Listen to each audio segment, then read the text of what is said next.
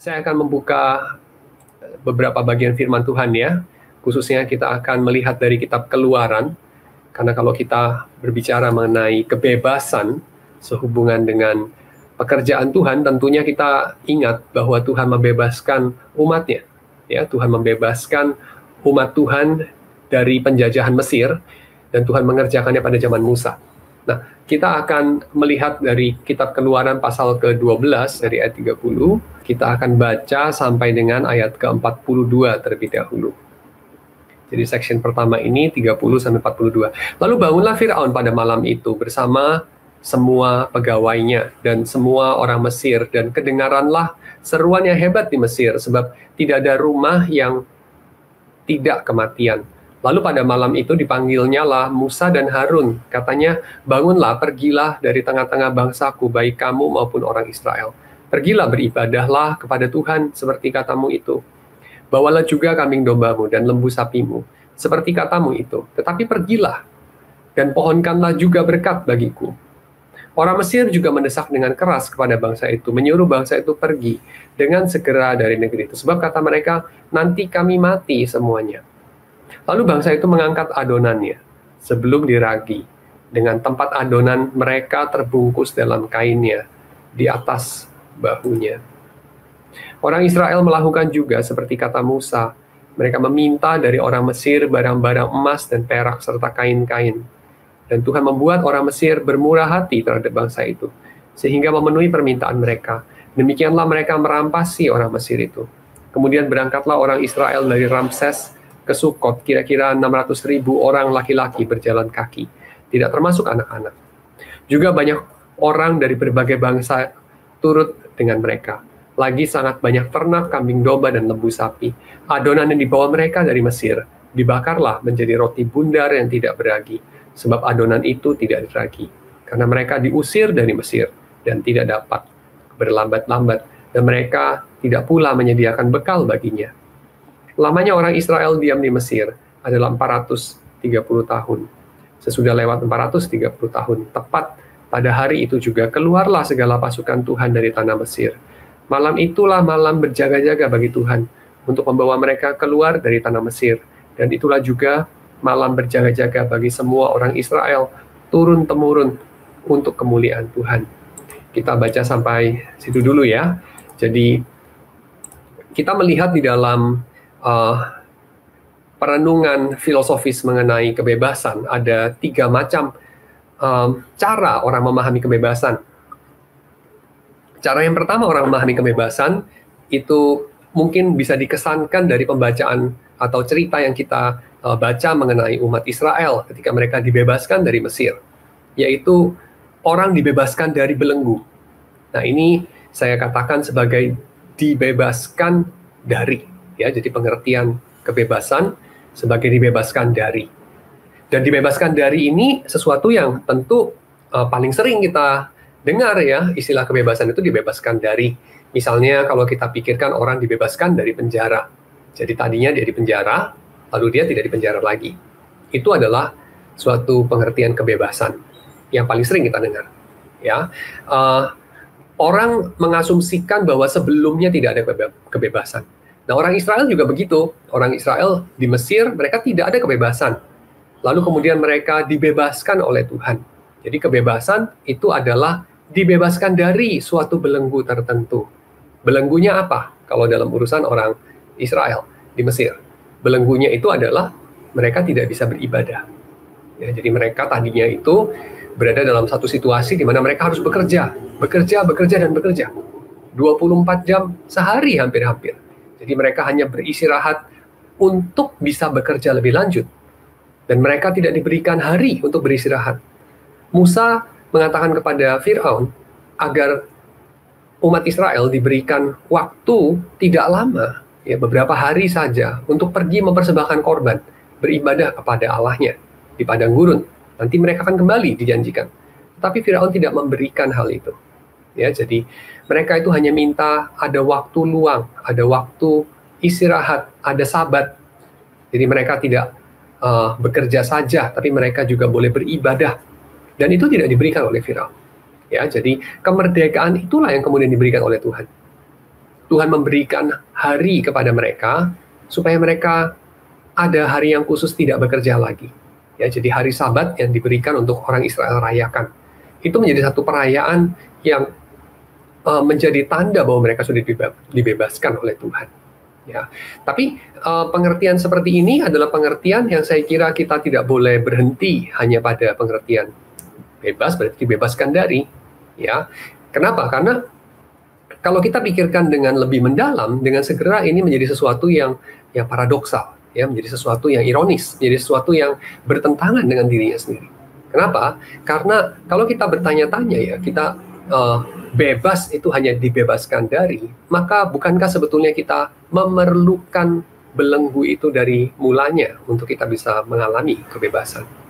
Ya, jadi kalau Anda hanya memikirkan bebas itu sebagai dibebaskan dari, maka Anda bergantung kepada halangan, Anda bergantung kepada keterbatasan, Anda bergantung kepada sesuatu yang Anda tidak suka, sesuatu yang negatif, sesuatu yang merampok Anda dari kehidupan, dari kebebasan Anda, baru Anda bisa mengalami kebebasan. Ya, jadi ini adalah pengertian kebebasan yang reaksioner, dan segala sesuatu yang reaksioner membutuhkan dia bereaksi kepada apa. Ya, jadi dalam hal ini orang Israel bereaksi kepada perbudakan di Mesir. Tapi kalau tidak ada perbudakannya, apakah ada kebebasannya? Jawabannya kalau pengertiannya hanya berhenti pada kebebasan negatif, menjadi tidak ada. Ya, sama seperti seorang anak remaja kadang-kadang itu punya kebutuhan untuk memberontak. Nah, ini saya bedakan dengan pemberontakan sebagai sesuatu yang jahat pada dirinya sendiri ya.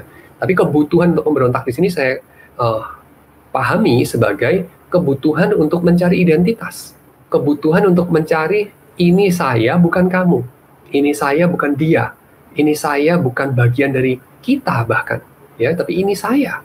Nah, itu sesuatu yang kadang-kadang dibutuhkan, dan ketika hal itu mereka exercise, mereka perlu tembok untuk mereka tendang, ya, mereka perlu sesuatu untuk mereka tolak, untuk mereka negasi. Nah, itu kalau tidak ada, jadi kalau misalnya ya orang-orang di sekeliling mereka selalu menyerah pada mereka, jadi mereka mengatakan mereka mau ini, tidak dilarang, mereka bilang mereka mau begitu yang absurd, juga diberikan izin, tidak pernah ada pertentangan, maka itu bisa mengakibatkan satu kebingungan, ya, kebingungan. Kenapa? Karena tidak ada tembok untuk ditendang, tidak ada sesuatu untuk dinegasi, tidak ada sesuatu untuk mereka kemudian mengatakan tidak pada hal itu. Ya, nah ini sesuatu yang bisa menjadi bumerang, membingungkan bagi dirinya sendiri. Kalau kebebasan diartikan hanya sebagai bebas dari, lama-lama kita bebas dari apa lagi? Ya, bebas dari apa lagi? Jadi kebebasan tidak pernah bisa diartikan hanya bebas dari. Ya, kamu seringkali tapi tidak punya konsep yang lebih daripada itu, bukan? Kita seringkali berhenti pada konsep dibebaskan dari. Ya. Sehingga kalau dalam pengertian ini yang sangat dangkal, sangat miskin ini, kita kemudian dengan gampang mengatakan kebebasan itu sesuatu yang buruk. Ya, kebebasan itu sesuatu yang buruk. Saya tadi pagi membaca satu komentar orang, ya, tentu ini hanya opini saja, tapi ini opini cukup banyak orang saya kira, mengenai Jackie Chan. Ya, Jackie Chan saudara mungkin tahu ya, seorang bintang film yang terkenal. Waktu saya masih kecil itu terkenal sekali dia, Jackie Chan. Dia bintang film dari Hong Kong. Lalu orang yang punya opini itu mengatakan tahun 70-an, tahun 80-an, mungkin sampai tahun 90-an, Jackie Chan itu figur yang disukai di Hong Kong. Jadi kalau orang bertanya, oh kamu dari mana? Oh dari Hong Kong. Oh tempatnya Jackie Chan ya. Orang mungkin fine-fine aja dibilang begitu. Tapi kalau hari-hari ini dia bilang, kamu harus hati-hati ya. Banyak orang itu tidak suka loh dibilang, oh kamu dari Hong Kong tempatnya Jackie Chan ya. Itu banyak orang tidak suka ya, karena warga Hong Kong, tidak semua tentunya ya, tapi cukup banyak yang tidak suka dengan Jackie Chan.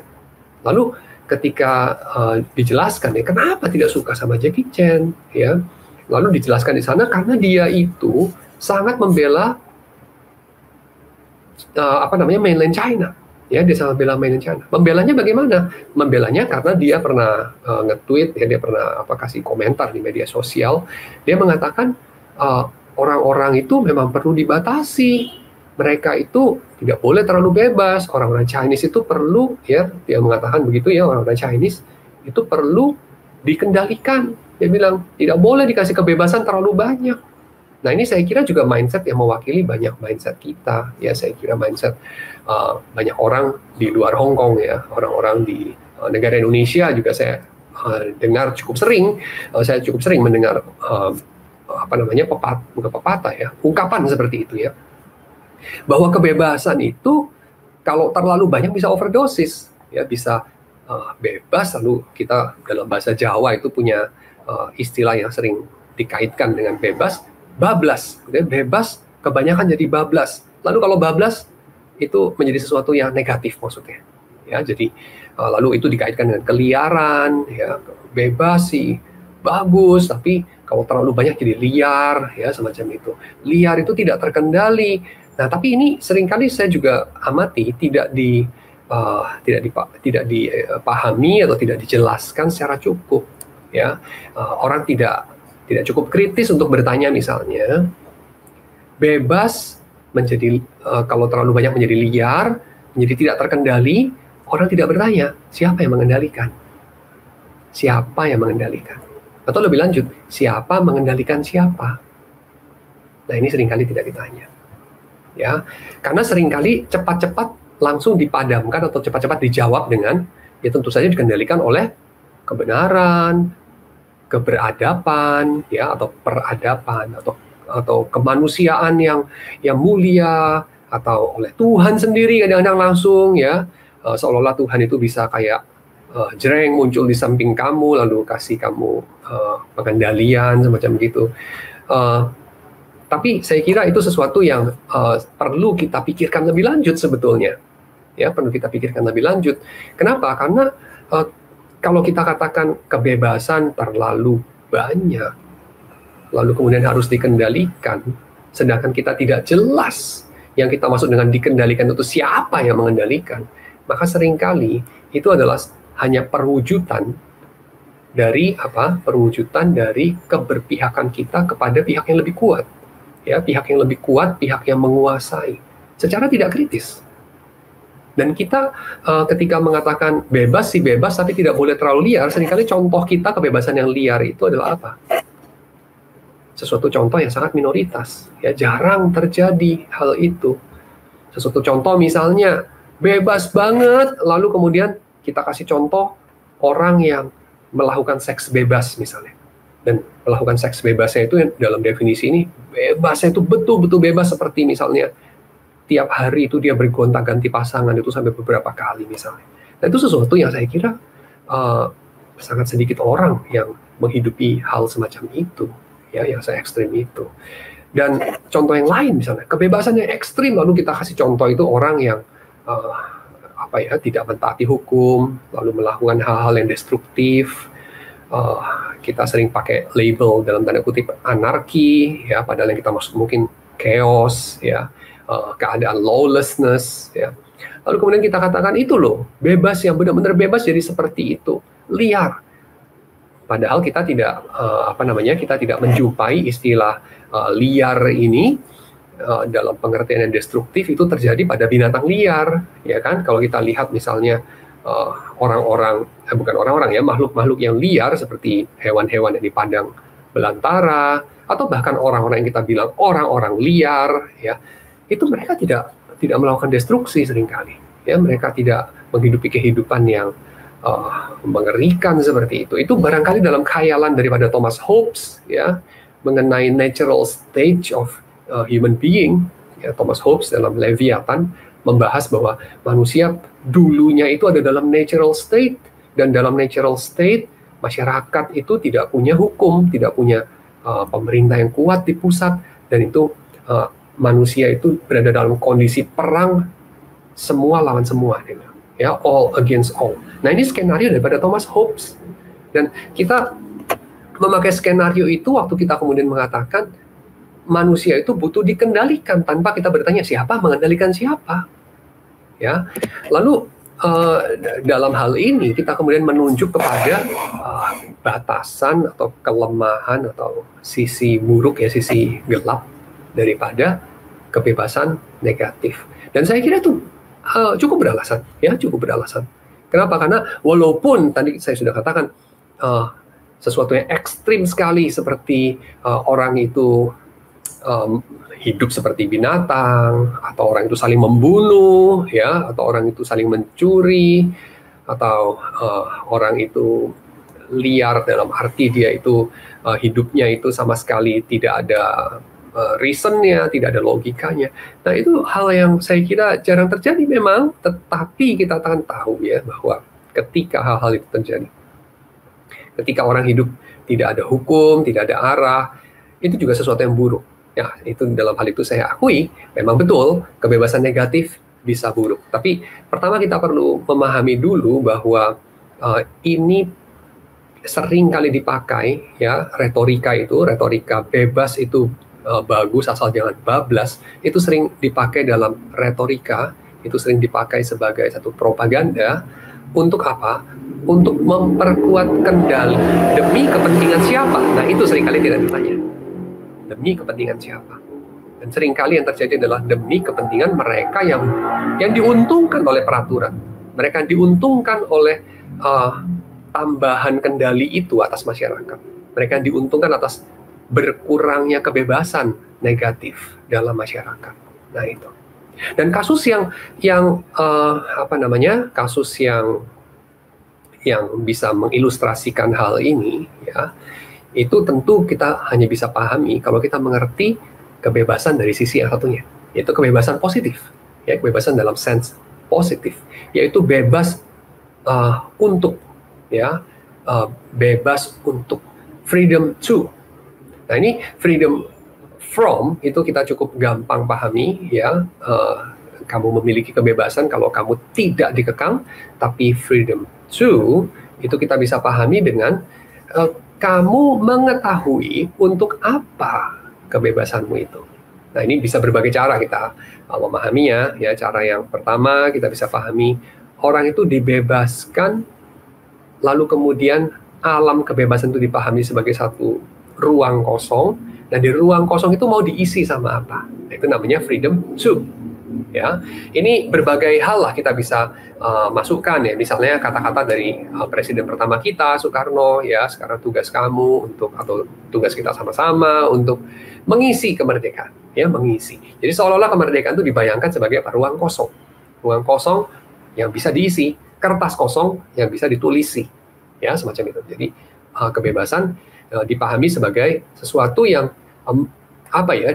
di dalamnya kita perlu punya rencana, kita perlu punya arah, kita perlu punya sesuatu yang positif untuk dilakukan, ya. Oke. Jadi ini kebebasan diartikan sebagai kebebasan positif,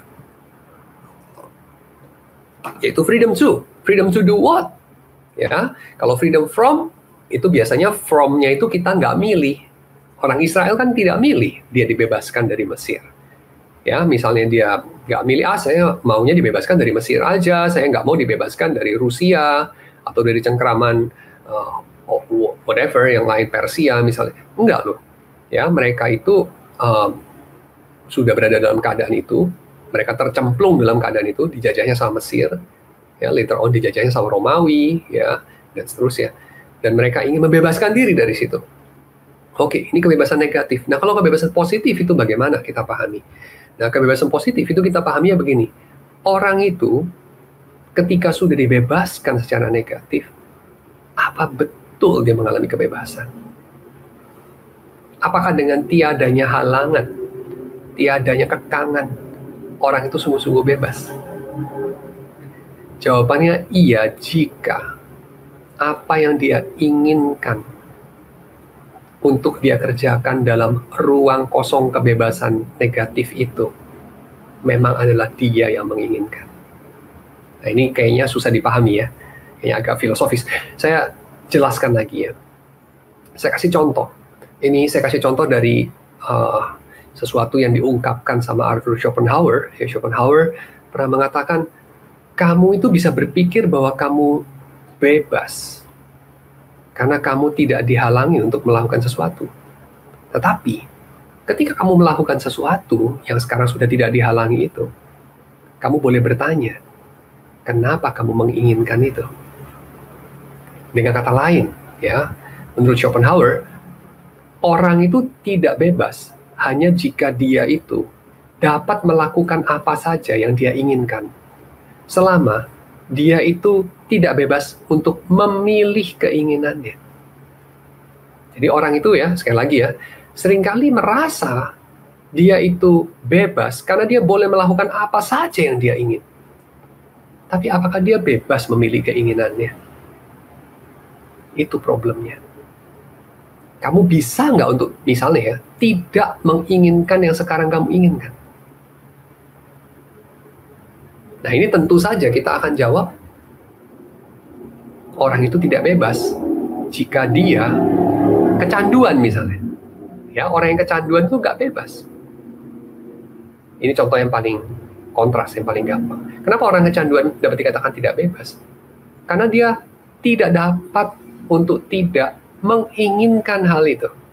Jadi di sini kita melihat kebebasan tidak hanya bisa dikaji dari apakah orang itu mampu mewujudkan yang dia ingin. Tapi kebebasan juga bisa dikaji dari apakah orang itu mampu memilih yang dia ingin. Nah, memilih yang dia ingin artinya dia bisa memilih menginginkan yang lain.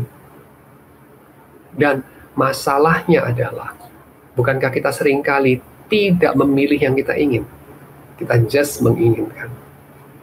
Nah, tentu saja ini juga selaras dengan apa yang dikatakan Kant, ya, Immanuel Kant. Jadi Schopenhauer dalam hal ini just mengikuti Kant. Kebebasan itu diartikan sebagai otonomi. Dan otonomi itu berarti apa? Otonomi ini dalam filosofinya Kant membedakan antara objek-objek mati dalam dunia ini dengan manusia. Ya, objek-objek mati atau bahkan hewan itu tidak otonom. Nah, objek-objek mati atau hewan itu soalnya mengikuti entah hukum alam, entah mengikuti insting. Contoh, singa itu suka makan daging karena dia punya insting membunuh, dia punya insting makan daging, ya, dia memang berevolusi begitu, ya. Jadi ya singa itu ya makan daging. Singa itu nggak terus, saya kok rasa bosan ya makan daging, saya makan yogurt, gitu ya. Itu nggak kayak gitu sih singa, ya. Jadi dia yang ngikutin aja naluri dia makan daging. Dia tidak bisa tidak makan daging, ya, gitu aja. Namanya juga singa. Tapi manusia tidak, katakan. Manusia itu bisa memilih, bisa memilih. Jadi manusia bisa makan daging, bisa berpuasa, bisa makan sayur, bisa makan buah, ya, bisa makan semuanya, dan seterusnya. Manusia bisa memilih. Itu namanya manusia punya otonomi yang tidak dimiliki sama hewan, tidak dimiliki sama tumbuh-tumbuhan, tidak dimiliki sama batu atau kayu, ya, benda-benda mati. Tidak memiliki otonomi. Batu atau kayu ketika dia jatuh, dia pasti mengikuti trajektori tertentu. Karena dia subject to natural law. Ya, dia tunduk pada, dia just mengikuti hukum alam. Manusia tidak. Manusia bisa mengatakan tidak. Ya, manusia itu bisa memilih dengan bebas. Tapi apakah betul manusia selalu bisa memilih dengan bebas? Jawabannya enggak. Ya, jadi baik Kant maupun Schopenhauer mengatakan manusia nggak selalu bisa memilih dengan bebas, karena kadang-kadang manusia itu walaupun pada dasarnya punya potensi untuk otonom, seringkali mereka tidak memakai otonomi itu. Ya, kenapa? Karena mereka mungkin malas, mungkin bodoh, mungkin lemah keinginannya. Ya, jadi mereka tidak mengetahui bahwa mereka punya kebebasan itu, ya, atau mereka just simply menyerah pada keadaan, pada insting. Ya, misalnya orang-orang yang tidak pernah mau memikirkan alternatif lain dari selera musik misalnya, atau selera makan, atau selera whatever dalam kehidupan. Ya, mereka basically ya hidup kayak binatang. Jadi kalau kamu itu dari kecil sampai tua ya tidak pernah melakukan pemeriksaan secara reflektif apa yang kamu suka. Jadi kamu hanya mengikuti apa yang kamu suka. Ya, kamu tidak memikirkan itu membawa kamu kemana, jadi apa. Kamu tidak exercise your freedom, katakan. Ya, kamu tidak exercise otonomi kamu. Nah, ini kebebasan diartikan sebagai otonomi. Dan itu membawa kita pada pengertian kebebasan itu ada sisi positifnya. Ini positif negatif, bukan positif itu artinya baik, negatif itu jelek, ya. Tidak. Tapi positif di sini artinya adalah kebebasan diartikan sebagai kebebasan untuk, ya, kebebasan untuk, freedom to. Nah, kamu itu bebas untuk apa? Ya, bebas itu kamu isi dengan apa? Dan kamu isi dengan apa? Di situ seharusnya kamu bisa exercise, kamu punya dominion, kedaulatan, kamu punya apa itu? Kamu punya otonomi, ya, katakan. Tapi seringkali dalam hal ini pun manusia tidak mampu, ya, tidak mampu. Dan kita orang Kristen bisa mengatakan apa? Kita bisa mengatakan, ya itulah menandai kita ini dalam kondisi sudah terjajah. Kita ini dalam kondisi sudah alienated, estranged, ya, dalam kondisi kita ini sudah tidak menghidupi kemanusiaan kita secara penuh. Atau kita sudah jatuh dalam dosa, kalau pakai istilah orang Kristen, ya. Nah, jadi ini kita bisa pahami sebagai kita tidak bebas, ya. Jadi mungkin kita bebas dalam artian kita memiliki kebebasan negatif, tidak dilarang kok, ya, diberikan izin kok, ya. Tapi lantas kamu pakai untuk apa kebebasan itu? Ya, kebebasan positif itu dalam pengertian positif. Nah, itu apakah kamu punya? Jawabannya mungkin kita tidak punya kebebasan positif. Karena yang kita lakukan, yang kita inginkan, lantas kita bebas untuk mewujudkan yang kita ingin, tapi yang kita ingin itu basically bukan keinginan kita secara berdaulat. Tapi apa? Tapi itu adalah apa yang Paulus katakan sebagai keinginan daging. Sesuatu yang sebetulnya bukan diri kita yang menginginkan. Seperti dijabarkan sama Paulus dalam Roma pasal 7 itu, ya. Tapi tubuh berdosaku yang menginginkannya, daging yang menginginkannya, dan itu membawa kepada kematian, kepada keterceraian dengan orang lain, alias malu, ya, dosa membawa kepada malu, kata Paulus. The shame itu adalah estrangement, alienation antara diriku dengan orang lain, ya. Nah, itu sesuatu yang menandai perlu kita pikirkan. Kita sudah memiliki kebebasan negatif, tapi apakah kita bebas juga secara positif? Nah, bebas secara positif baru dapat kita capai kalau kita punya, menurut Kant, ya, kita tidak harus setuju sama ini, ya, tidak harus setuju, otonomi. Tapi orang Kristen memahami apakah betul, ya, bahwa pertama manusia punya otonomi, kedua apa betul kita mampu mencapainya, ya. Jadi pertama, apakah memang kita punya dari penciptaan kita, ya, apakah itu bagian dari kemanusiaan kita seperti Kant katakan? Mungkin iya, mungkin tidak, kemungkinan besar tidak, ya, karena manusia tercipta, karena manusia tidak bisa memilih dia itu jadi apa, ya. Kita tidak pilih manusia itu apa, ya, seperti apa, kan kita tidak pilih, ya. Barangkali pandangan Kant ini lebih dekat dengan pandangannya Pico della Mirandola mengenai manusia, ya. Pico mengatakan manusia itu kodratnya adalah dia tidak punya kodrat, ya, jadi kodratnya adalah dia itu bebas, ya. Mungkin lebih mencerminkan pandangan Pico ketimbang pandangan Alkitab, ya, Kant ini. Jadi inti saya adalah saya mau mengatakan kebebasan positif ini sesuatu yang mungkin lebih sulit memang kita capai, bahkan itu question mark, apakah kita sungguh-sungguh bisa memang dimaksudkan untuk mencapai itu, ya, kebebasan positif. Tapi kebebasan positif ini orang coba capai, ya, karena dalam dunia modern orang beranggapan manusia itu seharusnya menjadi tuan setidaknya atas dirinya sendiri, dan orang ingin mencapai ini. Dan kita tahu ada suasana atau konteks tertentu di mana manusia diberikan satu visi untuk dia itu mewujudkan apa yang baik, ya, mewujudkan apa yang harus dia menjadi arah hidup dia untuk dia perjuangkan, untuk dia mengisi kemerdekaan negatif itu dengan kebebasan positif yang dia exercise. Kamu tahu apa itu? Itu adalah diwakili oleh kata-kata seperti manusia itu seharusnya jadi apa, manusia itu paling bagus itu menghabiskan waktunya untuk apa. Jadi ini adalah suatu hal yang kita bisa lihat dari program-program besar, program-program mulia, program-program yang hebat-hebat, yang manusia itu harus mengikuti program itu baru jadi manusia, ya. Dan program-program yang hebat itu khususnya digariskan oleh orang-orang dari abad ke-18, orang-orang dari abad ke-19, ya khususnya abad ke-19 ya. Itu kita melakukan eksperimen itu pada abad ke-20 khususnya. Kita melakukan eksperimen itu.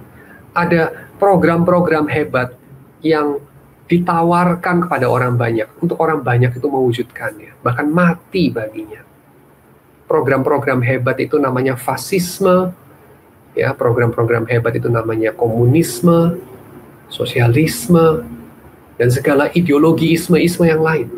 Itu program-program hebat yang menurut propagandisnya, menurut para rhetorician yang mengobarkan semangat rakyat untuk melakukan hal-hal demikian, itulah yang terbaik untuk manusia pakai seumur hidupnya. Dia mengisi kebebasan negatif dan kebebasan positif, ya.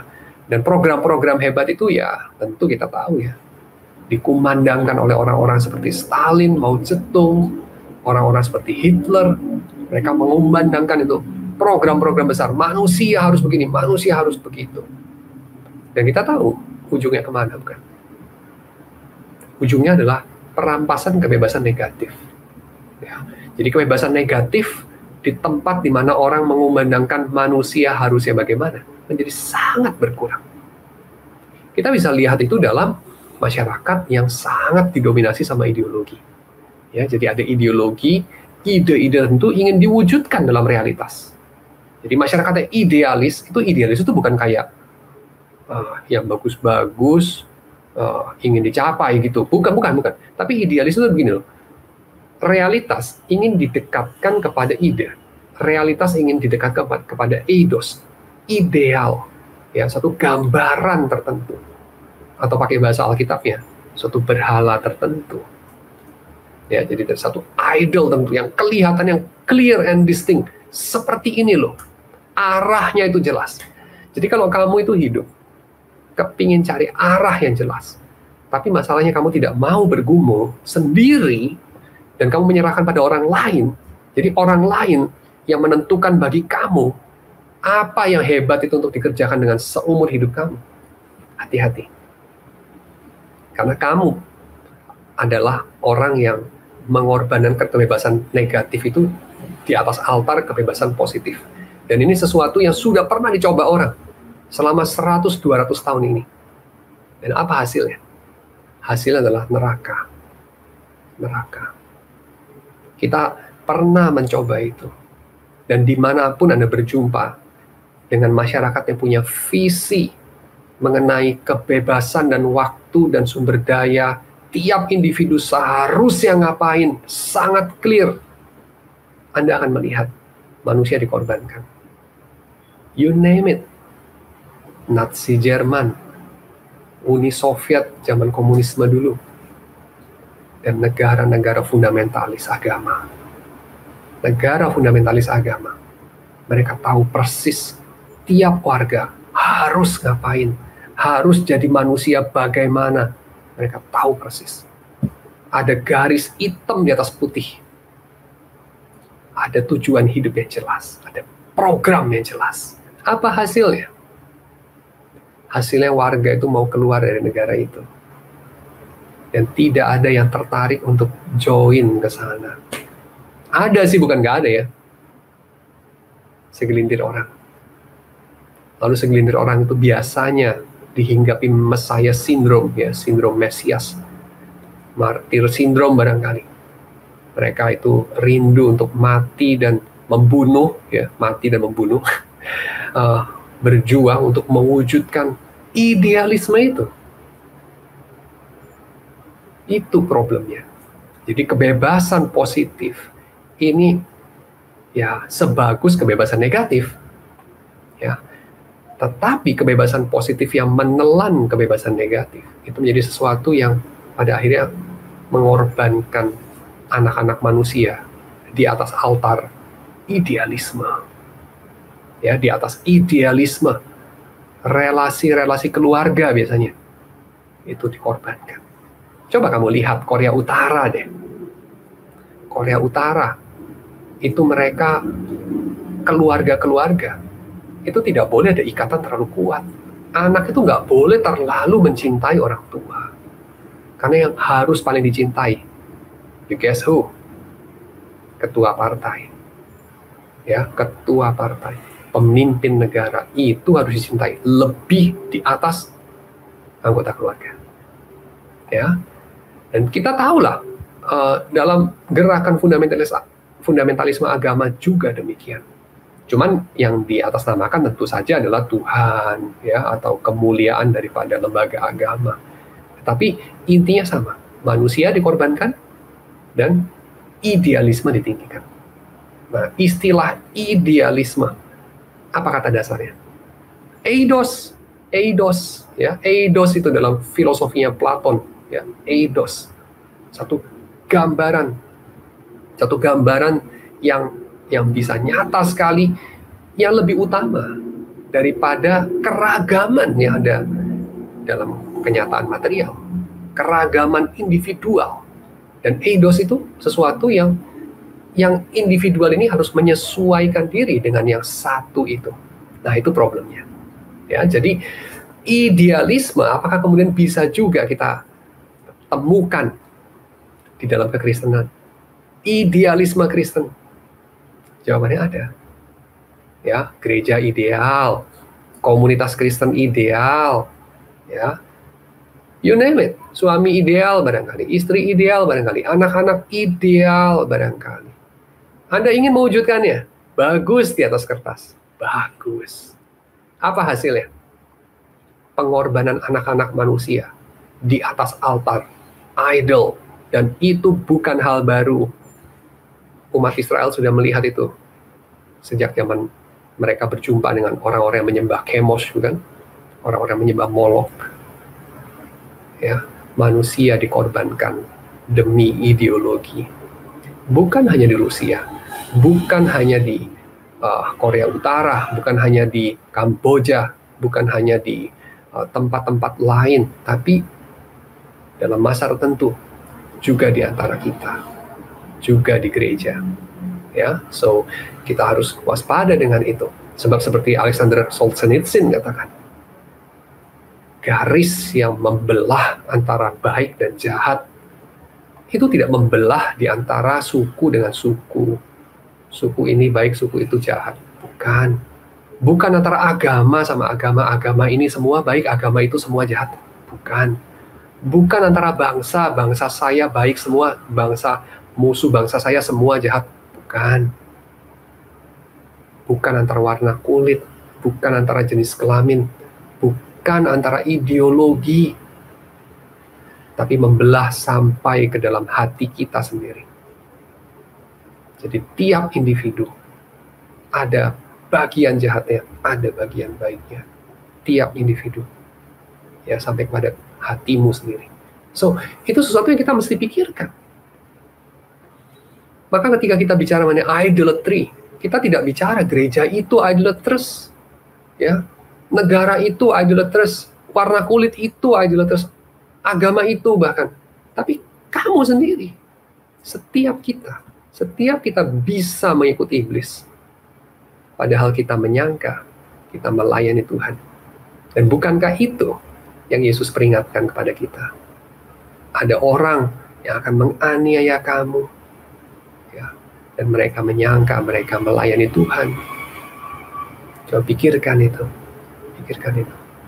Sepanjang sejarah Kristen, selalu salah satu kesalahan kita waktu kita menghidupi kekristenan kita, ya, adalah kita mensanitasi agama kita sendiri. Kita mensanitasi tradisi kita sendiri, denominasi kita sendiri, gereja kita sendiri, suku kita, you name it. Dirimu sendiri, kamu mensanitasi itu.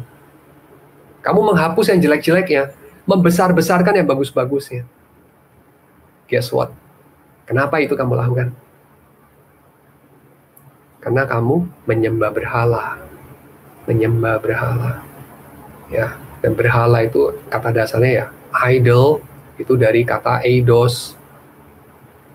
Eidos itu yang satu itu kamu wujudkan.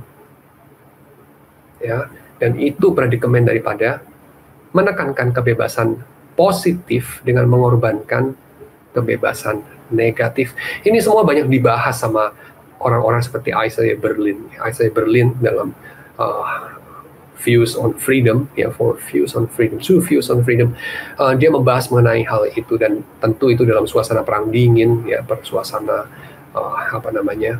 waktu itu sosialisme dan komunisme dari Uni Soviet itu merajalela, ya, dan dia suggest itu kebebasan negatif, libertarian, ya, dia suggest itu libertarianisme.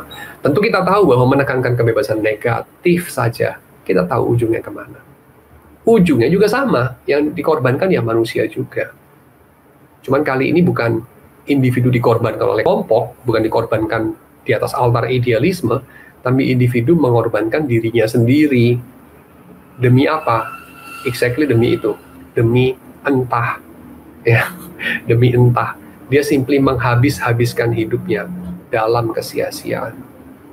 Terlalu menekankan kebebasan negatif, nggak mau dilarang-larang, anti banget diatur-atur, pokoknya gua ini maunya bebas, dalam arti kebebasan negatif. Ujungnya hidup tanpa visi, ujungnya hidup yang sepele, ujungnya ya memang hidupnya kayaknya nggak diancam bahaya sih, umur juga panjang sih, tapi tidak ada satu hal pun yang berharga untuk dihidupi. Ya, tidak ada satu hal pun yang berharga untuk dihidupi. Jadi sama aja. Tapi di sisi yang lain, menghidupi idealisme. Idealisme siapa? Idealisme orang lain. Yang tidak tentu tulus. Yang 99% tidak tulus. Ya, so, dua-duanya tidak bagus. Betul, karena kebebasan bukan hanya dua. Jadi, kalau kita menekankan kebebasan negatif, dengan mengorbankan atau mengabaikan kebebasan positif, kita hidup itu nggak ada visi, kita hidup sepele. Kalau kita menekankan kebebasan positif dengan mengabaikan yang negatif atau mengorbankan manusia, kita akhirnya hidup itu kejam. Kalau kita jadi orang yang powerful, atau kita itu hidup mengalami penghapusan dari individualitas kita. Kita menjelma cuma menjadi spare part atau mesin partai, ya, mesin daripada kelompok besar. That's it.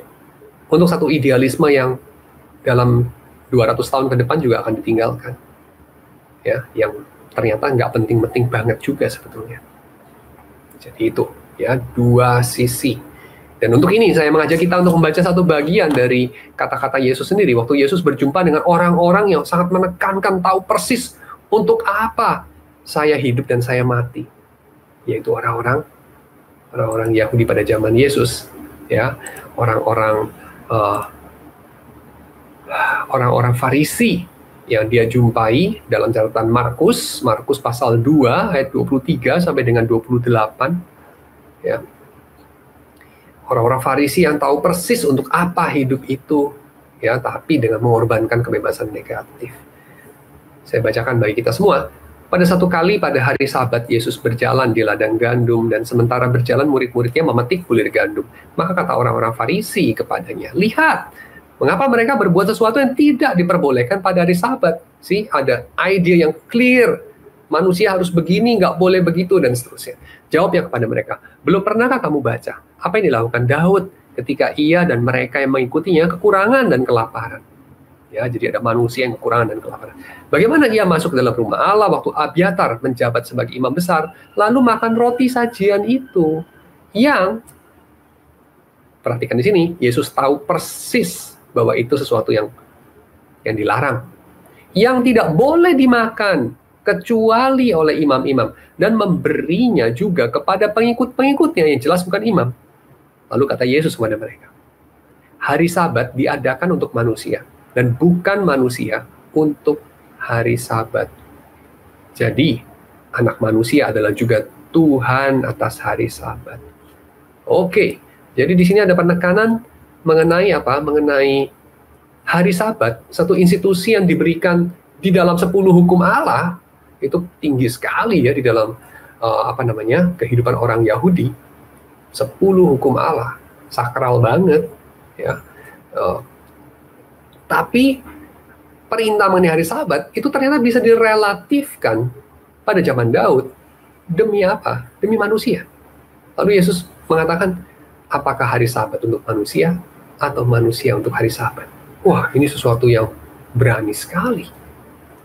Hampir-hampir seperti humanis, hampir-hampir seperti anarkis bahkan. Ya, kalau perintah mengenai hari Sabat bisa direlatifkan, bagaimana dengan yang lain? Ya, itu perintah penting sekali mengenai hari Sabat. Nah, lalu kita melihat akhirnya di sini bahwa Yesus mau memperingatkan mereka bahwa apa? Bahwa kebebasan positif dengan adanya satu program yang jernih, yang jelas, sepertinya bisa berlaku universal, semua orang ngikutin resep yang simpel ini saja, kita akan baik-baik saja dan kita akan sampai kepada kerajaan Allah. Lalu Yesus mengatakan, tidak. Ya, tidak. So, itu sesuatu yang saya kira bukan berarti kita kembali kepada berayun pada kebebasan negatif lagi, ya, seperti dianjurkan sama Isaiah Berlin. Saya kira nggak seperti itu sih, ya. Jadi obat daripada penekanan terlalu besar pada kebebasan positif bukan kembali kepada kebebasan negatif dengan mengabaikan persoalan dari kebebasan positif, ya, persoalan bahwa manusia butuh arah, dengan kata lain, manusia butuh sesuatu yang baik yang dia mungkin sekarang tidak tahu. Ya, manusia butuh berubah. Kebebasan positif itu menekankan itu, ya, by the way. Ya, manusia itu bisa berubah karena dia mau mengatakan apa? Yang kita sekarang inginkan itu bisa aja salah, bisa aja itu mencerminkan hegemoni, ya, mencerminkan sekedar cuci otak kita, selera kita yang dicuci dari luar. Ya, maka itu sesuatu yang saya kira ya, terkandung dalam ungkapan-ungkapan seperti pendidikan membebaskan misalnya, ya. Kamu bagaimana bisa memahami pendidikan membebaskan?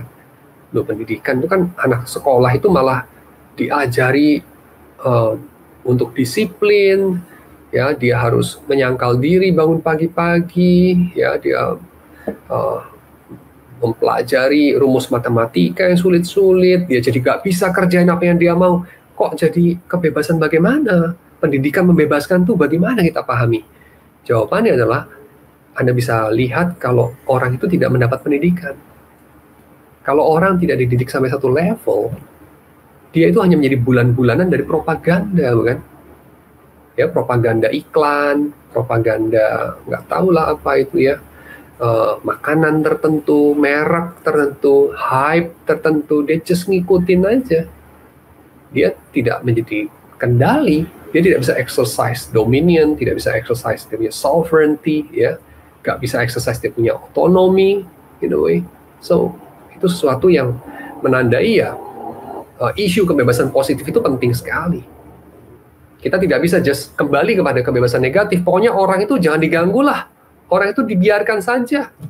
Ya, dan kita apa-apa harus minta konsen dia tentunya, kan. Minta izin dia. Jadi kalau masih kecil, wah, kamu harus minta izin dulu ini.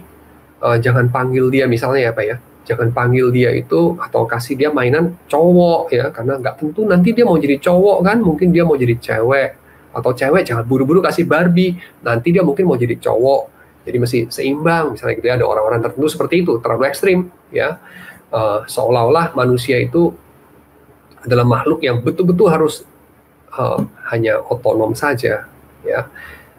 Nah, itu sesuatu yang saya kira juga salah tentunya, ya. Tetapi di sisi yang lain tentu ini hal yang penting juga kita pikirkan, ya, bahwa yang kamu inginkan sekarang itu mungkin mencerminkan program dari luar, ya. Maka saya kira pandangan mengenai kebebasan tidak bisa berhenti pada dua saja, ya, tidak bisa berhenti hanya pada kebebasan negatif atau pada kebebasan positif, apalagi negatif yang tanpa positif dan positif tanpa negatif. Kita butuh pandangan ketiga. Nah, pandangan ketiga ini adalah pandangan, saya kutip dari Martin Brickman, ya, dalam Tragedy of Human Freedom. Dia mengusulkan pandangan kebebasan partisipatoris. Jadi pandangan kebebasan di mana orang itu bebas bagi. Ini bebas bagi agak mirip juga, ya, dengan bebas untuk, gitu, ya. Kita kan suka bilang bagimu negeri, ya, untukmu negeri, kan begitu, ya. Tapi ya ini tentu beda, ya, karena freedom to itu beda dengan freedom for, ya, seperti to sama for itu kan beda, ya. Kayak kita sering dengar mungkin, ya, John Walton mengatakan the Bible was written not to us, ya, but it is written for us, gitu ya. Jadi for itu ada kaitan dengan apa sih? Pertama, relasinya tidak langsung satu dengan satu, tapi kedua, for itu bicara mengenai kekerabatan. For itu bicara mengenai relasi sebagai infrastruktur ya dalam dinamikanya. Jadi freedom for di situ adalah bicara mengenai kebebasan dalam artian sebagai hak dan kewajiban kita sebagai warga. Ya, hak dan kewajiban sebagai warga. Ini dipadankan oleh Brinkman dengan apa? Dengan keadaan kebebasan yang kamu miliki sebagai warga kota Athena. Jadi dia katakan, Brinkman berargumen ya dalam buku itu, Tragedy of Human Freedom, dia katakan kebebasan Kristen itu konsep yang sedikit banyak sangat mirip dengan konsep mengenai kewargaan di dalam Yunani kuno, ya, kewargaan dari warga suatu polis. Jadi kalau kamu warga satu polis tertentu, polis Athena misalnya, kamu warga Athena, kamu punya kebebasan. Nah, ini kan pengertian yang kita seringkali tidak pikirkan ya. Kamu sebagai warga Indonesia, sebagai warga Jakarta, kamu punya kebebasan. Bebas gimana ya maksudnya? Nah, ini bebas yang seperti apa? Bebas sebagai warga ya, freedom for itu seperti apa? Nah, freedom for itu kayak begini. Coba pikirkan, bagaimana seorang warga Amerika Serikat tidak punya kebebasan di Indonesia? Kalau kita tinjau dari kebebasan negatif, itu hampir nggak ada bedanya. Benar nggak? Coba kamu sebagai warga Indonesia, itu bedanya kamu sama warga Amerika ketika kamu ada di Jakarta. Kan kayaknya warga Amerika juga nggak dihalangi, dibelenggu, dilarang-larang kayak gimana kan ya? Sedikit kan sebetulnya. Yang paling-paling apa ya? Dia dilarang memiliki properti kan ya? Saya nggak tahu lah. Boleh nggak sih punya properti? Mungkin boleh, mungkin nggak. Mungkin agak terbatas. Mungkin nggak boleh punya PT atas nama sendiri, paling gitu-gitu ya. Jadi kayaknya yang nggak bolehnya itu nggak terlalu banyak sih. Betul nggak? Ya. Tapi apa yang dia nggak boleh? Cukup simpel. Dia nggak boleh ikut pemilu. Dia tidak punya hak politik. Ya, kalau dia tidak pegang paspor Indonesia, dia nggak boleh ikut pemilu. Dia nggak boleh ikut pilkada. Nah, ini pemilu, pilkada, apa maknanya? Maknanya adalah kamu boleh berpartisipasi sebagai warga. Dan mungkin dia juga tidak wajib membayar pajak yang dikenakan hanya kepada warga Indonesia. Ya, saya nggak tahu juga ya, warga asing bayar pajak yang lain kali ya, bayar cukai juga kayaknya. Tapi tidak bayar pajak yang khusus buat orang Indo gitu kan. Lalu dia tidak punya kewajiban-kewajiban yang orang Indo punya kewajiban. Ya, kalau orang Indonesia kayaknya nggak punya kewajiban militer ya. Kalau warga Singapura misalnya ya, kan ada wajib militer. Tapi kalau kamu bukan warga Singapura, kan kamu tidak punya wajib militer. Nah, itu semacam itu. Jadi kewajiban dan hak itu konsep yang terkandung dalam kebebasan relasional atau kebebasan partisipatoris. Ya, ini jenis kebebasan yang ketiga. Dan orang Kristen, ini dalam tradisinya Erasmus dari Rotterdam ya, Erasmus, orang Kristen itu ketika dibaptis, dia itu bukan hanya sekedar menjadi simbol dia percaya di hadapan orang banyak, menjadi simbol sekarang dia masuk menjadi orang yang diselamatkan, ya, golongan orang yang diselamatkan dan seterusnya. Bukan hanya itu ya, tapi khususnya kata Erasmus, kamu itu masuk menjadi anggota kerajaan. Kamu ganti paspor lah semacam begitu, pasporku kerajaan Allah semacam begitu.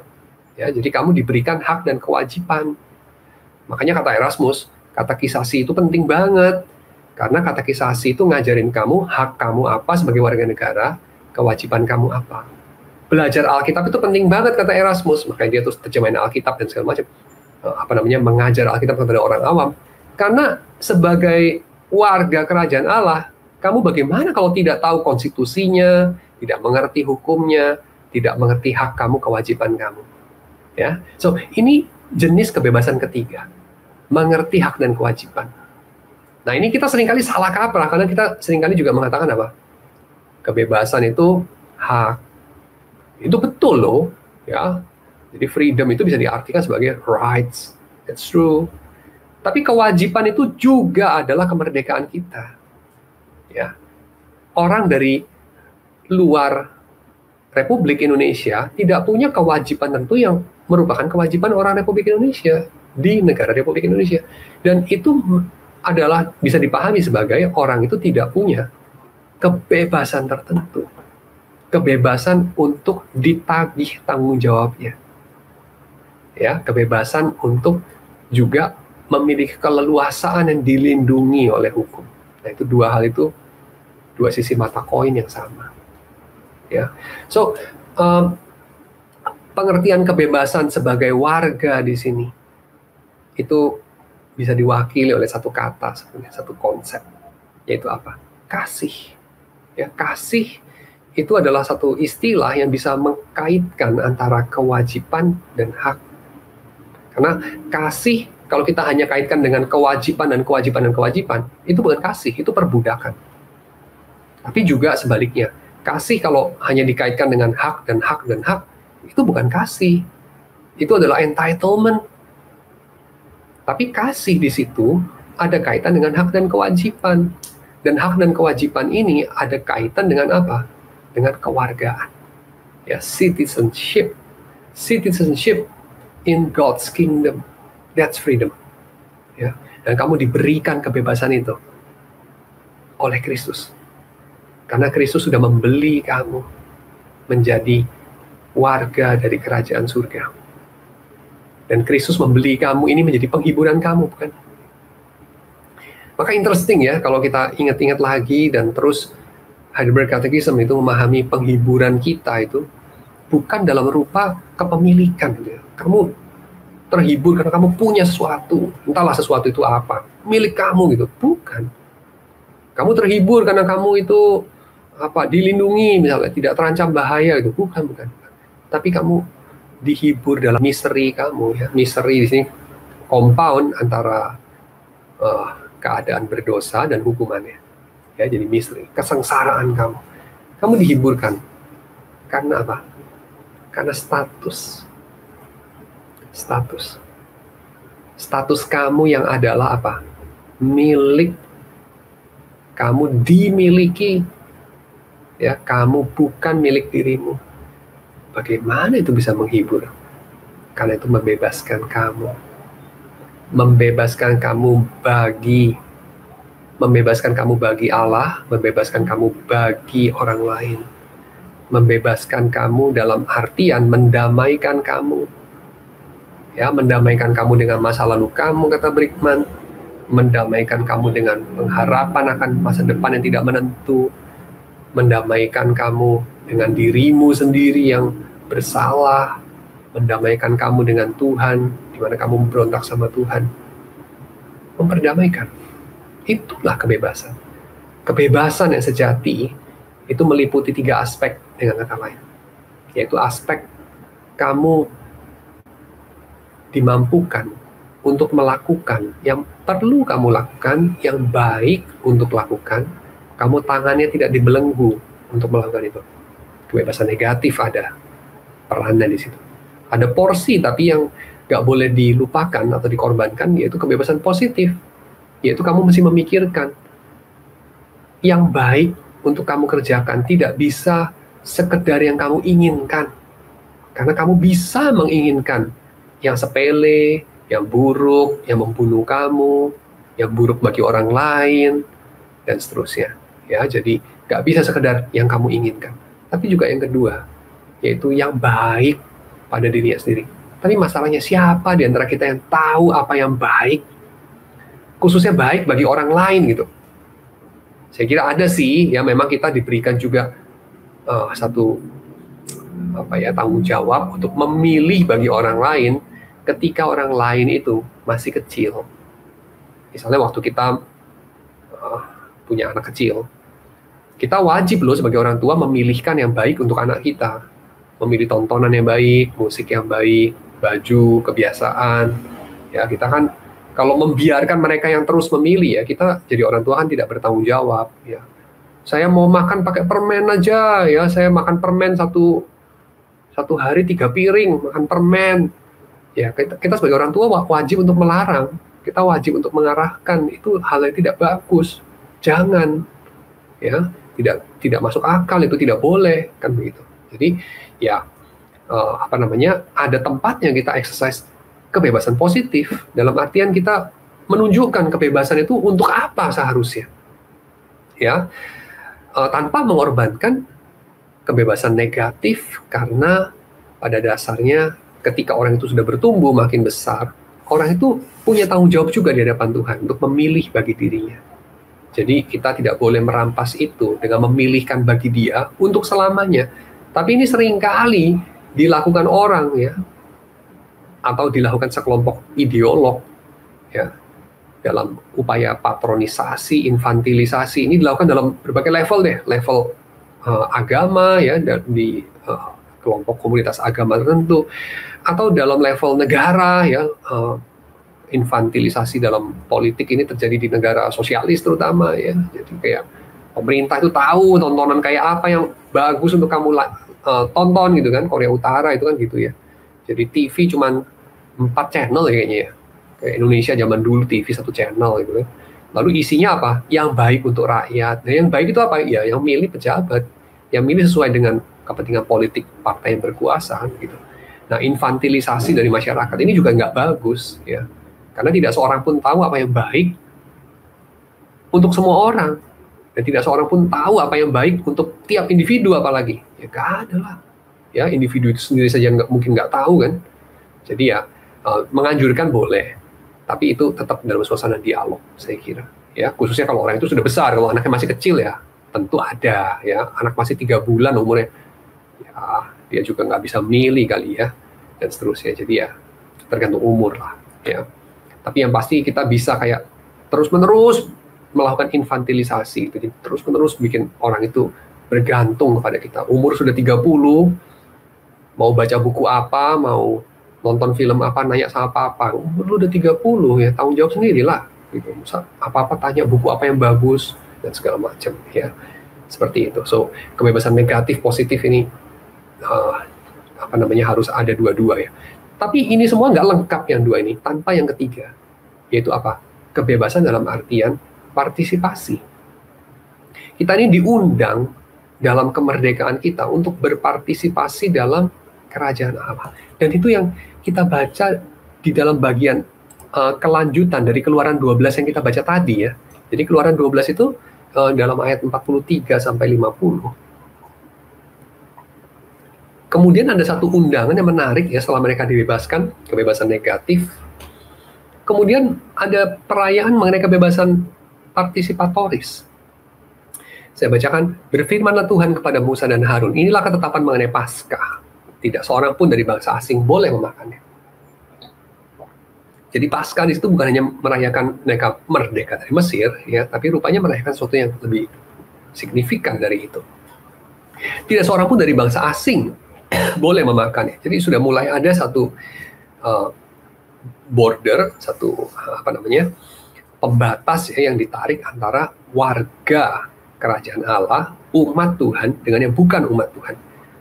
Seorang budak belian, ini kan warga asing, baru boleh memakannya setelah engkau menyunat dia. Oh, rupanya ada satu upacara untuk memindahkan dari asing kepada warga.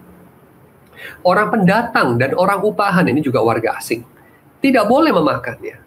Ya, jadi kalau mereka di luar garis itu mereka tidak boleh, sudah di dalam garis mereka wajib. Ya.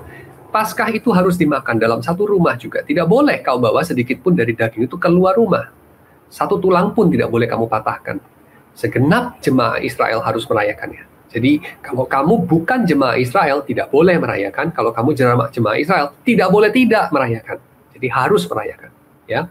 Tetapi apabila seorang asing telah menetap padamu, jadi ini jelas ya, orang asing menetap padamu dan mau merayakan Paskah bagi Tuhan, bukan tidak ada jalannya, ada, ini jalannya. Maka setiap laki-laki yang bersama dengan dia wajiblah disunat. Jadi artinya apa? Dia melewati satu proses inisiasi seperti Abraham. Bukan hanya Abraham, tapi juga anak laki-laki Abraham wajib disunat. Barulah ia boleh mendekat untuk merayakannya. Ia akan dianggap sebagai orang asli. Tetapi tidak seorang pun yang tidak bersunat boleh memakannya. Ini beberapa kali repetisi ya mengenai kamu tidak punya hak untuk ini, kamu punya hak untuk ini, kamu punya kewajiban untuk ini, dan seterusnya. Ya. Satu hukum saja akan berlaku untuk orang asli dan untuk orang asing yang menetap di tengah-tengah kamu. Seluruh orang Israel berbuat demikian, seperti yang diperintahkan Tuhan kepada Musa dan Harun, demikianlah diperbuat mereka. Dan tepat pada hari itu juga, Tuhan membawa orang Israel keluar dari tanah Mesir, menurut pasukan mereka. Ya, inilah kemerdekaan. Jadi kemerdekaan bukan hanya bicara mengenai kita dibebaskan dari keterbatasan, kebebasan bukan hanya bicara kita tahu apa yang baik, tapi kebebasan juga kita sekarang menjadi seseorang, menjadi sesama bagi sesama kita, ya, menjadi sesama warga dari kerajaan Tuhan. Jadi fellowship kita dipulihkan, komuni kita dipulihkan, komunitas yang baru dibangkitkan. Itulah kemerdekaan. Kemerdekaan bukan hanya you're free to be, tapi juga you are free to belong. Ya, to belong. Jadi bukan you're free to be dalam artian kamu apa-apa nggak dilarang, ya, kamu sekarang punya kemandirian, tapi kamu dimiliki, kamu adalah somebody buat somebody. Coba sekarang kita pikir negatifnya, ya, negatif dari kebebasan negatif, ya. Jadi kamu tidak lagi dibatasi ini itu. Tapi kalau kamu tidak punya visi dalam hidup, semua boleh. Tapi kamu tidak punya sesuatu yang cukup berharga untuk kamu menyangkal diri untuknya. Betapa sedih hidupmu. Karena hidupmu sepele dan sia-sia. Bayangkan kamu rasanya yakin betul, ya, ini yang terbaik untuk dilakukan. Ya. Tapi kamu bukan siapa-siapa. Kamu hanyalah seorang yang punya idealisme, tapi kamu tidak dikasihi siapapun. Kamu itu adalah orang yang boleh ada, boleh enggak. Kamu tidak ada artinya dalam hati orang lain. Kamu dilupakan, kamu tidak punya eksistensi dalam hati orang lain. Karena tidak ada relasi, karena kamu merusak relasi demi visi katamu. Betapa sedihnya. Dan itulah sebabnya saya kira ketiga wajah kebebasan ini perlu ada bersama-sama. Kebebasan bagi. Juga bukankah mengasumsikan kebebasan positif? Ya, pasti. Bisakah dikatakan bahwa kebebasan bagi adalah kebebasan positif yang diizinkan oleh orang lain atau sesama? Diizinkan oleh orang lain atau sesama? Iya, bisa iya, bisa enggak. Diizinkan oleh orang lain dan sesama di sini mengasumsikan bahwa izin atau konsen itu hanya bersangkut paut dengan individu. Dan ini adalah sesuatu yang saya kira adalah salah satu hal yang perlu kita kritisi dari konsep kebebasan negatif. Ya, jadi konsep kebebasan negatif ini saya katakan saja, ya, ini adalah kegemaran dari kaum libertarian, ya. Lalu konsep kebebasan positif itu seringkali dipakai, tentu tidak hanya mereka, ya, tapi seringkali dipakai sebagai alasan oleh orang-orang fasis, ya, fasisme itu dari kata fascia, ya, fascia itu jejaring atau ikatan, ya, jaringan ikat, ya, fascia. Jadi semboyan kegemaran dari orang-orang fasis adalah bersatu kita teguh, ya, bersatu kita kuat. Bersatu kita, kalau satu suara itu kita bisa melakukan hal besar, ya. Jadi nggak usah banyak tanya, dengan kata lain, nggak usah banyak memikirkan hanya kepentingan sendiri, ya, pikirkan kepentingan kelompok dan semacam itu. Jadi fasis itu gambarannya kayak semut lah, ya, semut atau rayap. Satu pemimpin, satu suara, satu tujuan, kita fokus ke sana, kita melakukan hal besar, ya. Iya, oke. So, fasisme libertarian ini dua-dua ada kelemahan, ya, ada kesulitan. Dan kebebasan bagi, apakah bukankah itu juga mengasumsikan kebebasan positif? Iya, tapi saya akan katakan begitu, ya. Jadi pertama, kalau kita bicara mengenai diizinkan oleh sesama, ini salah satu predikamen daripada atau kelemahan, kesulitan daripada kebebasan dalam konsep libertarian, ya, kebebasan negatif adalah karena kalau kita katakan izin itu hanya bersangkut paut dengan pokoknya yang bersangkutan sudah mengizinkan. Yang diizinkan tuh bisa hal yang sungguh-sungguh buruk.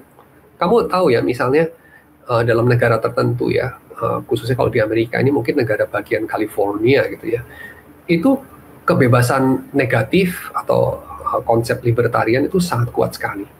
Dan kamu tahu di tempat-tempat tertentu ya, ini tentu bukan saya bilang libertarianisme itu ide yang buruk atau apapun ya. Saya nggak bilang soal itu per se, karena ini persoalan yang rumit ya kalau dalam politis. Tapi poin saya adalah di situ kamu bisa menemukan satu contoh di mana kayaknya kamu akan kurang setuju juga. Ya, ada orang tertentu ya. Saya kasih tahu contohnya itu kayak gini. Ada orang tertentu dia itu hobi apa itu? Dia hobi body modification. Ya, body modification. Jadi dia memodifikasi tubuh. Kamu mungkin pernah lihat itu. Dia belah lidahnya, dia suntik matanya pakai cairan hitam, jadi putihnya itu jadi hitam. Ya, hitamnya tetap hitam, jadi matanya kayak hitam semua. Gitu. Dia pasang tanduk di sini, ya. Terus dia apa ya? Dia potong hidungnya, hidungnya dipotong. Orang kalau hidung dipotong jadi jelek, biasanya tragedi gitu ya. Ini enggak, operasi plastik hidungnya dipotong, kupingnya dipotong, saya cuma bolong doang, dan seterusnya. Kamu bilang kayak orang itu merusak dirinya gitu. Tubuh diberikan oleh Tuhan, dirusak sama dia. Tapi dia nggak berpandangan begitu. Dia mengatakan, loh ini kan tubuh saya. Kan saya berdaulat atas tubuh saya. Saya mau lakukan apapun kan terserah saya. Dan yang saya lakukan ini membuatnya lebih indah, dia bilang. Nah itu sesuatu yang hukum di negara itu, di negara bagian itu mengizinkan. Kenapa? Karena ya selama orang itu kasih konsen, jadi orang itu secara individu memberikan izin, ya sudah. Begitu. Ya, tapi ini tentu kebanyakan orang ya, saya kira mengatakan ini salah, tapi saya juga nggak bisa bilang salahnya apa gitu, ya. Nah, salahnya kurang lebih kita bisa katakan kalau kita memahami kebebasan negatif itu kalau disendirikan ya, seolah-olah kebebasan cuma kebebasan negatif, ya di situ kita tidak bisa mengatakan salahnya di mana. Tapi masalahnya perimbangannya seringkali hanya dari kebebasan positif.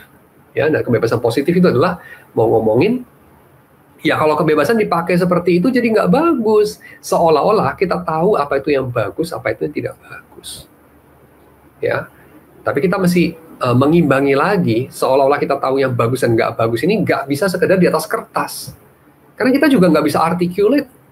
Ya, kita nggak bisa articulate secara general, ini bagus, itu nggak bagus.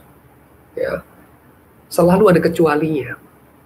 Dan ini yang terjadi pada kasus legalisme. Jadi kebebasan positif itu paradigmenya ya, satu kesulitannya itu adalah menghindari legalisme. Karena memang dia akan menuju pada legalisme kalau menurut saya. Kalau kita diskon kebebasan negatif, ya dia menuju pada legalisme. Tapi bahkan dua ini saja tidak cukup. Kenapa? Karena kita perlu mengingat khususnya seperti kata Yesus, bahkan hari Sabat pun untuk manusia. Jadi yang paling utama itu hukum itu harus diingat. Seluruh 613 halakah dari Tuhan diberikan kepada umat itu bergantung kepada dua perintah, yaitu mengasihi Allah dan sesama. Maka kalau kamu merayakan Sabat, mencuci tangan sebelum makan, kalau kamu itu menolong lembu sesamamu ketika jatuh di sumur pada hari Sabat, atau apapun ya, melakukan 613 yang baik itu dari Tuhan bahkan. Tapi dengan melupakan bahwa itu semua adalah demi mengasihi Allah dan mengasihi sesama, kamu jatuh pada legalisme. Dan itulah kesulitan dari kebebasan positif. Ya, jatuh pada legalisme atau idealisme itu pada akhirnya mengorbankan manusia. Ya, mengorbankan manusia. Seperti jebakan yang orang Farisi jatuh ke dalamnya, ya, dan banyak ideolog jatuh ke dalamnya, barangkali dengan maksud baik, dan itulah tragedinya, ya. Jadi itu saya kira yang ingin diutarakan Brickman di dalam dia punya judul buku ya, Tragedy of Human Freedom.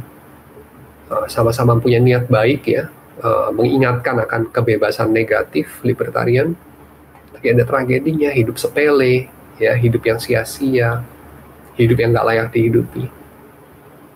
Mau mengingatkan mengenai apa yang baik yang melampaui individualitas, jangan terjebak pada individualitas. Jadi kolektif dan apa yang ideal itu melampaui individu manusia, tapi kemudian mengorbankan manusia. Itulah kesulitan kebebasan positif. Maka ini semua perlu diimbangi dengan kebebasan negatif, yaitu kita diundang oleh Tuhan. Bukan kita mengundang diri sendiri, bukan kita mendirikan komunitas, bukan kita memperluas kerajaan Allah, bukan. Kita diundang oleh Tuhan ke dalam kerajaannya. Kita dilahirkan sebagai pribadi yang adalah punya relasi dengan pribadi yang lain.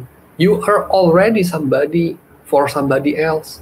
Kamu sudah lahir itu anak dari seorang ayah, seorang ibu, kakak dari seorang adik, adik dari seorang kakak, sesama bagi warga di sekeliling kamu.